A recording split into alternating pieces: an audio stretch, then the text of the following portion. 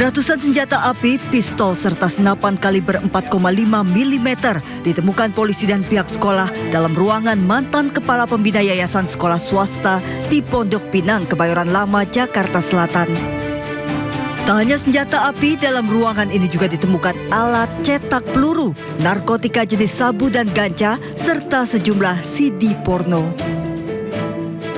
Sekolah meminta pendampingan polisi membuka ruangan yang selama ini tertutup dikunci oleh eks-ketua yayasan untuk digunakan keperluan belajar mengajar. Eks-ketua yayasan sudah dipecat karena penyalahgunaan keuangan.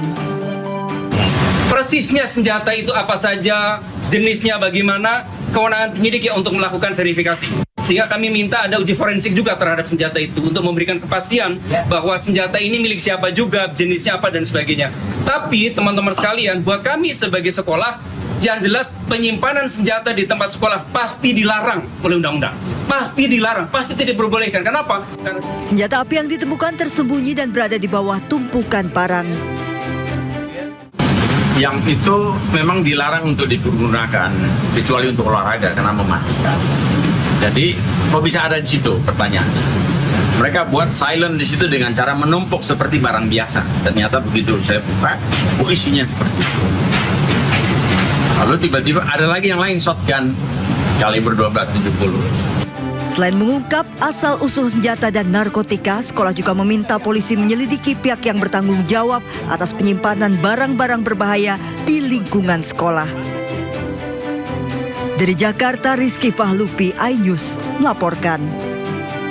Ya, kita tinggalkan kasus ini pemirsa sembari menunggu perkembangan terbaru nantinya, dan kita ke informasi terkait mantan Jaksa Agung Muda Pidana Khusus Febri Adriansyah yang diperiksa oleh tim 9 Kejagung usai sholat Jumat. Tersangka Febri diperiksa terkait kasus dugaan tindak pidana pencucian uang. Ya, ini nampak dengan rompi pink ya pemirsa ya. Febri berangkat dari rutan KPK siang tadi diantar menggunakan kendaraan tahanan kejaksaan. Dan ia mengenakan rompi tahanan merah muda khas Kejaksaan Agung. Febri datang sambil membawa map biru, kalau kita lihat ini ya dipegang erat, dan ini keluar dari kendaraan tadi untuk diperiksa oleh tim 9, dan hingga berita ini kami tayangkan, Febri masih diperiksa oleh tim 9 Kejaksaan Agung terkait dugaan ya pencucian uang setelah ditemukannya ratusan miliar rupiah dan juga emas batangan di rumah dinasnya.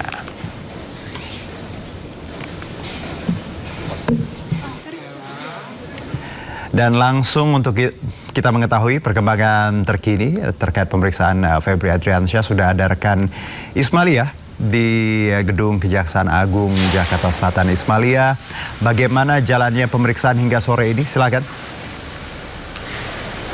Ya, selamat sore Juno dan juga pemirsa. Betul sekali, mantan Jampitsus Febri Adriansyah hari ini diperiksa di kantor Kejaksaan Agung.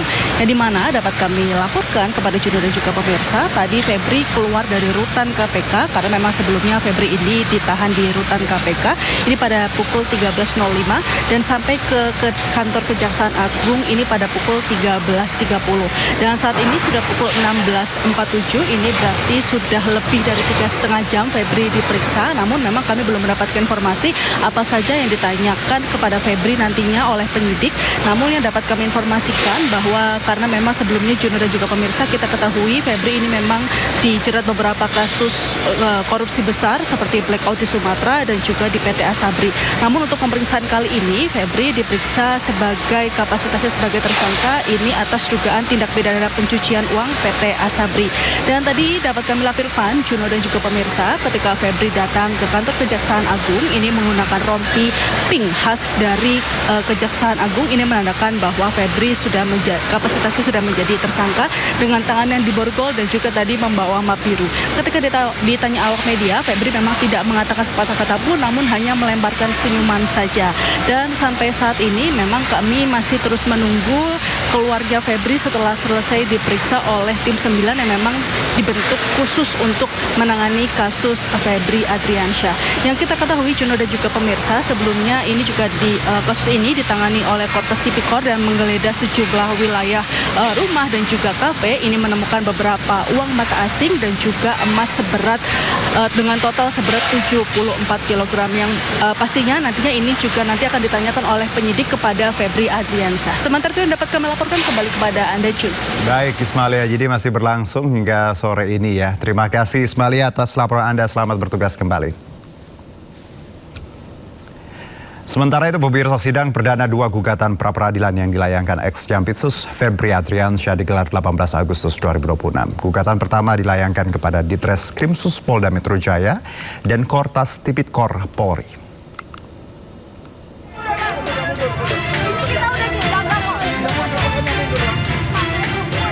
Sidang perdana 2 gugatan pra-peradilan yang dilayangkan mantan Jaksa Agung Muda Tindak Pidana Khusus atau Jampitsus Febri Adriansyah dalam kasus dugaan tindak pidana pencucian uang sudah dijadwalkan Pengadilan Negeri Jakarta Selatan.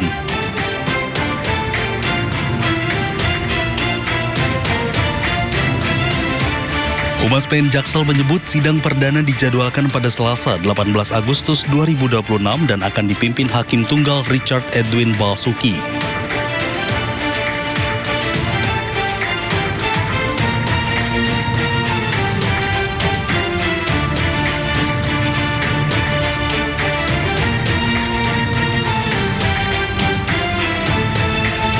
Pihak termohon yakni Direktorat Reserse Kriminal Khusus atau Ditreskrimsus Polda Metro Jaya, Kops Pemberantasan Tindak Pidana Korupsi atau Kortas Tipikor Polri, dan Direktorat Penyidikan Jaksa Agung Muda Tindak Pidana Khusus atau Jampitsus.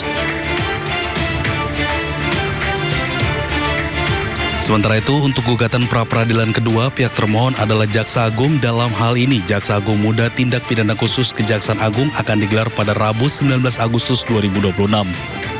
Tim Liputan Ayjus melaporkan. Kita ke sidang pra-peradilan Roy Suryo pemirsa yang digelar di Pengadilan Negeri Jakarta Selatan hari ini ditunda akibat ketidakhadiran termohon yakni pihak kejaksaan.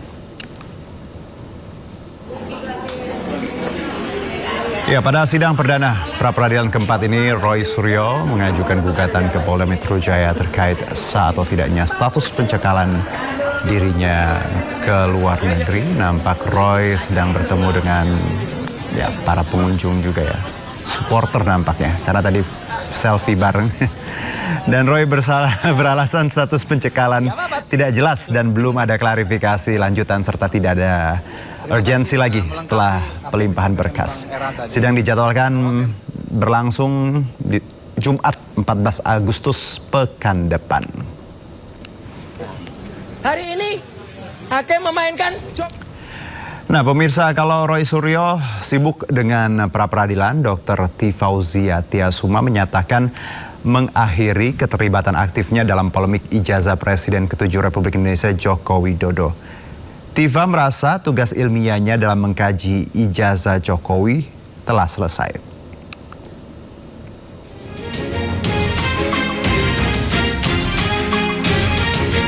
Dr. Tifauzia Tiasuma menyatakan mengakhiri keterlibatan aktifnya dalam polemik ijazah Presiden ke-7 RI Joko Widodo.